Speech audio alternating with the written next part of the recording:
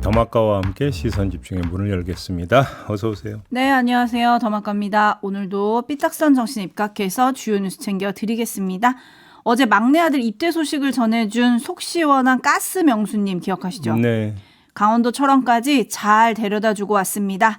4시간 정도 걸리더라고요. 시선 집중 촌철님들 응원 덕에 무사히 입대했습니다. 고맙습니다. 고생하셨어요. 제가 그 마음 잘 압니다. 네. 5분이면 된다면서요. 아무튼 정경수님. 아마 아드님 씩씩하게 잘 있을 거예요. 너무 걱정 안 하셔도 됩니다. 아, 근데 또 철원이면 눈이 또 많이 오는 데 아닙니까? 아유, 전방은 다 똑같아요. 그러니까요. 여기서 군을 지내고 나면 겨울이 싫어진다. 뭐 이런 얘기 하시는 분들도 계시던데. 후방은 후방 나름대로의 고충이 있는 거고요. 전방은 전방 나름대로의 고충이 있습니다. 군대는 군대다. 네. 이렇게 네. 정리하겠습니다. 근데 잘 견디면 된다 이렇게 말씀하실 거죠. 그러면 뭐 어떻게 해요? 네?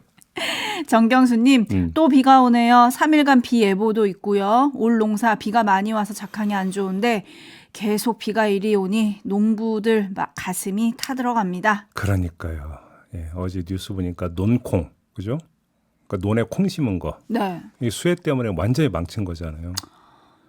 근데 정부가 열심히 권유하지 않았습니까? 벼가 과잉 생산되고 있으니까 다른 작물 심어라.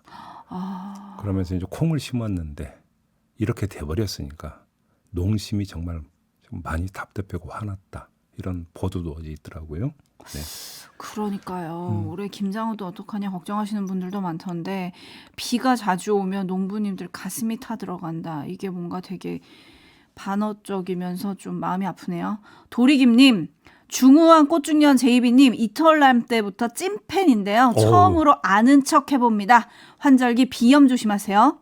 이틀남 때부터 그 계속 들으셨으면 정말 찐 애청자이시네. 감사드리겠습니다. 네, 웬일로 처음으로 아는 척을 해보셨을까요? 무슨 바람이 부신 걸까요? 그러니까 저하고 비슷하게 어떤 좀 약간 쑥스러워하고 부끄러워하고 내성적이고 이런 거 보죠. 뭐 제가 좀 그렇거든요. 예, 알겠습니다. 네. 오늘 또 하나 제이비에 대해서 새롭게 알았네요. 저 진짜 내성적이다. 그런데. 네, 저 얼마나 내성적인데. 예, 알겠습니다. 여기까지 하고요. 뉴스 분석이 함께하는 제이비타임즈 오늘 주목할 뉴스들 본격적으로 챙겨드리겠습니다. 주목할 첫 번째 뉴스 어떤 겁니까? 전하규 국방부 대변인이 어제 브리핑에 나섰습니다. 기자들의 집요한 질문을 받았는데 육사의 홍범도 장군 흉상 이전 움직임에 의해서 촉발된 또 다른 문제, 해군의 잠수함이 있죠. 홍범도함. 이 홍범도함의 명칭 변경에 대한 입장을 묻는 질문이었거든요. 전하규 대변인은 말하고 또 말하고 또 말했습니다. 뭐라고 말했느냐? 필요하면이라는 말만 거듭했습니다. 들어보시죠. 이름 홍범도함 이름도 바꾼다. 결정된 게 없다. 그러니까 하는 그것도 것입니다. 검토를 한다. 뭐 필요하다면 검토할 수 있다고 생각합니다. 그러니까 그게 이제 검토를 해야 될 필요성이 있다는 걸로 있다면 검토한다는 것입니다. 네? 검토할 필요성이 있으면 검토한다는 뜻입니다. 검토를 검토하는 건가 그럼? 아니 필요성이 있으면 검토한다는 것이죠. 기자의 질문, 검토를 검토한다는 건가? 네.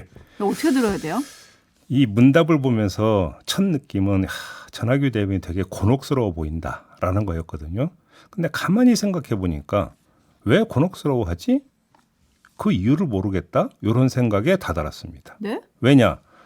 육사의 주장에 따르면 홍범도 장군이 공산당에 가입한 전력이 문제라는 거잖아요. 이런 논리라면 필요성을 따지고 말 것도 없는 거 아니겠습니까? 근데 왜 자꾸 필요하면 검토해보겠다는 말을 계속 남발을 했던 걸까요? 자, 이런 의아함은 또 하나의 장면에 시선을 집중케 했는데 장도영 해군 서울 공보팀장이 브리핑 도중에 나서서 한 발언입니다. 들어보시죠. 현재 해군은 홍범도함 함명 재정 변경 등에 대해서 검토하고 있지 않습니다. 자, 딱 잘라버렸죠. 네. 여기서 포인트를 추출해 봅시다. 전하규 국방부 대변인은 왜 필요하면이라고 하는 말만 읊조리며 전전긍긍했는가? 반면에 장도영 공보팀장은 왜 단호하게 잘라 말했을까? 사실 그 이유는 간단합니다. 해군 규정인 부대 명칭 개정 규정에 따르면 고속정급 이상의 함정은 해군본부 전력기획참모부장이 함정 확보 단계에서부터 함명 및 선체번호 제정안을 작성하고 함명제정위원회와 해군참모총장의 승인을 받아 통상 진수 한 달 전에 결정된 후에 진수식 때 선포되도록 이렇게 규정이 되어 있다고 합니다. 다시 말해서 해군 고유의 권한이라는 겁니다. 함정 이름은. 바로 이 점이 두 사람의 태도 차이, 발언 차이를 낳았다고 볼 수 있는데 여기까지는 근데 현상적 분석입니다. 조금 더 파면 근본 문제에 다다르게 되는데요. 해군조차도 홍범도 장군의 전력을 문제 삼고 있다면 국방부와의 사전 협의를 거쳐서 얼마든지 조율할 수 있을 텐데 그렇게 하지 않았다라는 거잖아요. 어제 브리핑 장면을 놓고 보면. 다시 말해서 홍범도 장군에 대한 평가가 다르다는 얘기로 연결이 될 수밖에 없는 거 아니겠습니까? 다른 데도 아니고 군 내부에서. 이 장면을 도대체 어떻게 국민이 받아들여야 되는 거냐. 저는 이걸 한번 제기하고 싶은 겁니다. 네, 김종희 님이 국방부와 해군이 실시간 엇박자를 내네요. 보기 드문 일입니다. 이렇게 지금 올려주셨는데 사실 그 장도영 해군 서울 공보팀장이 다른 자리에서 말한 게 아니라 국방부 전하규 대변인하고 같은 브리핑 자리에서 말한 거잖아요. 그렇죠? 갑자기 중간에 이 얘기를 한 거라니까요. 네, 그리고 저희가 들려드린 오디오 뒤에 이렇게 얘기도 했어요. 그래서 가정을 전제로 질의하시고 답변하시는 것에 대해서 잘 분리해서 이해해 주시면 감사하겠습니다. 이렇게 얘기를 했었거든요. 네. 이 장면 참 많은 분들이 보면서 의아하다라고 생각을 하셨을 텐데 그런데 어제 저녁 뉴스를 좀 보니까요. 결국 해군도 국방부를 따를 수밖에 없을 거다. 이런 해석을 또 하는 데도 있더라고요. 군이 명령해 줬고 명령에 사는 곳이니까 힘과 더 우월한 힘이 속칭 찍어 누른다면 결과적으로는 그렇게 될 수도 있겠죠. 하지만 과정에서 이미 어제의 장면이 도출이 됐다라는 겁니다. 그러면 이게 해군 공보팀장의 단독 행동이었겠느냐라는 거죠. 공보팀장이니까 당연히 해군의 의사, 해군의 움직임, 해군의 입장을 대변하는 위치에 있었다고 봐야 되는 거 아니겠습니까? 그러면 중요한 건 결과가 어떻게 나오든지 간에 과정에서 해군은 이런 입장이었다라는 것들을 잊으면 안 된다. 저는 이 말씀을 드리고 있는 겁니다. 네, 김창면 님이 이런 이념 싸움은 옳지 않은 것 같습니다. 라고 보내주셨고 시냇가의 심은 나무님. 네. 그러면 국방부는 남로당 가입 경력이 있는 박정희 전 대통령에 대한 입장은 뭔가요? 이걸 물어주셨는데 어제 브리핑에서 질문이 나오기도 했었어요. 네. 근데 오늘 아침 뉴스를 보니까요. 홍범도 장군에 대해서 윤석열 대통령이 항일 공로는 인정해서 육사보다 독립기념관에서 기려야 한다라고 말했다라는 보도가 또 지금 전해졌거든요. 이건 어제도 제가 말씀드렸잖아요. 한일 독립운동의 정신이라고 하는 것들을 넓게 보면 대한민국 헌법 전문에 수록되어 있는 3.1운동 정신에 해당이 되는 건데 그걸 왜 독립기념관이라고는 극히 제한된 물리적 공간에 가둬두려고 하냐고요. 전국 방방곡곡에서 기려도 모자를 파네. 어제 말씀드린 거잖아요. 다시 한번 말씀드리겠습니다. 네, 어쨌든 어제 이런 얘기를 했다라는 소식이 들어왔고요. 그러다 보니까 또 논란이 원래 맨 처음에는 5명의 영웅의 그 흉상을 다 옮긴다 이런 얘기였었잖아요. 네. 근데 홍범도 장군 흉상만 이전하는 거 아니냐 이런 해석이 또 나오고 있더라고요. 제가 볼 때는 그게 오히려 논란을 더 키우는 걸 겁니다. 그러면 콕 집어서 홍범도 장군만 더 문제가 있다라는 어떤 그 메시지를 던지는 거잖아요. 그러면 애당초 논란의 어떤 그 온도를 더 올려버리는 거 아니겠습니까? 네, 그리고 여기에 더해서 어제 국민의힘 연찬회가 있었잖아요. 지금 네. 오늘까지 계속이 되는데 네. 윤석열 대통령이 2년 연속 참석을 했고요. 특히 이념을 강조해서 좀 주목을 받았는데요. 그 대목 잠깐 들어보시죠. 제일 중요한 게 이념입니다. 철진한 이념이 아니라 나라를 제대로 끌고 갈 수 있는 그런 철학이 바로 이념입니다. 저는 이거 굉장히 중요한 문제라고 생각합니다. 어느 방향으로 우리가 갈 것인지를 우리가 명확하게 방향 설정을 하고 우리 현재 좌표가 어딘지를 분명히 인식을 해야 우리가 제대로 갈 수가 있습니다. 국회에서 여소야대에다가 언론도 지금 전부 야당 지지 세력들이 잡고 있어서 24시간 우리 정부 욕만 합니다. 아니 이번에 후쿠시마 거기에 대해서 나오는 거 보십시오. 도대체가 과학이라고 하는 거는 1 더하기 1을 100이라고 그러는 사람들이니까. 근데 이제 이런 세력들하고 우리가 또 싸울 수밖에 없습니다. 네, 대통령의 말 어떻게 들어야 될까요? 두 개만 골라서 말씀드리겠는데요. 첫째, 이념을 강조하면서 철진한 이념이 아니라 나라를 제대로 끌고 갈 수 있는 이념. 이렇게 이야기했잖아요. 네. 그러면 지금 윤석열 대통령이나 윤석열 정부에서 펴고 있는 이념전이라는 게 정말로 뉴 버전이라고 봐야 되는 겁니까? 정말로? 오히려 다수의 사람들은 옛날 냉전 시대에 이른바 공산주의 진영 대 자유주의 진영 간의 대립구도에서 지금 접근하고 있는 거 아니냐. 이 자체가 너무 낡았다라고 지적을 하고 있는데 윤석열 대통령의 인식은 전혀 아니다. 이 점을 일단 확인만 하겠고요. 두 번째는 1 더하기 1을 100이라고 하는 사람들하고 싸울 수밖에 없습니다. 지금 이렇게 이야기를 했잖아요.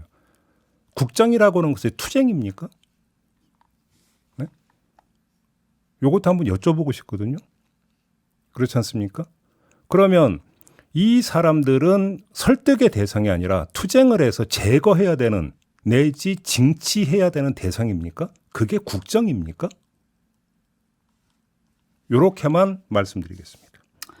네, 자세한 이야기는 잠시 2부와 3부 그리고 유튜브 연장방송 정치 두드림에서 계속 진단을 한번 해보겠습니다. 계속 시선 집중해 주시고요. JB타임즈 다음 주목할 뉴스 어떤 건가요? 원희룡 국토부 장관이 어제 기자들과 간담회를 가졌는데 여기서 서울 양평 고속도로 간만에 들어보죠. 이 서울 양평 고속도로에 대해서 말한 게 있는데요. 잠깐 들어보시죠.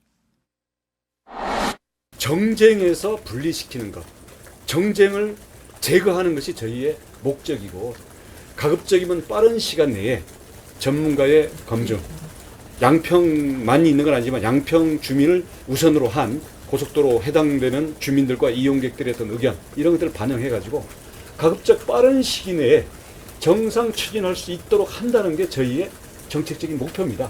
정쟁만 분리가 된다면 지금 당장 오늘부터라도 정상 추진해야 된다는 게 국토부의 일관된 입장입니다.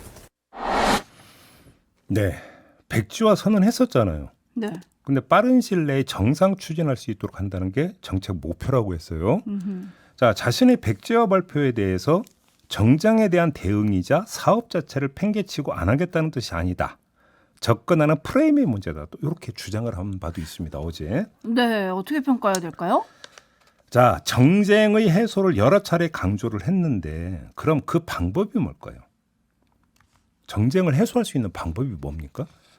지금 그 전에 했던 발언에 따르면 야당의 가짜뉴스에서 촉발된 정쟁이라는 거잖아요. 그래서 그 전에 민주당이 사과를 요구를 하지 않았습니까? 그러면 이전 발언과 어제 기자간담회에서 했던 발언을 조합을 하면 정쟁을 해소할 수 있는 방법은 하나밖에 없거든요. 야당의 사과. 아, 우리가 잘못 짚었습니다. 죄송합니다. 처리하겠습니다. 알아서 잘 추진해 주십시오.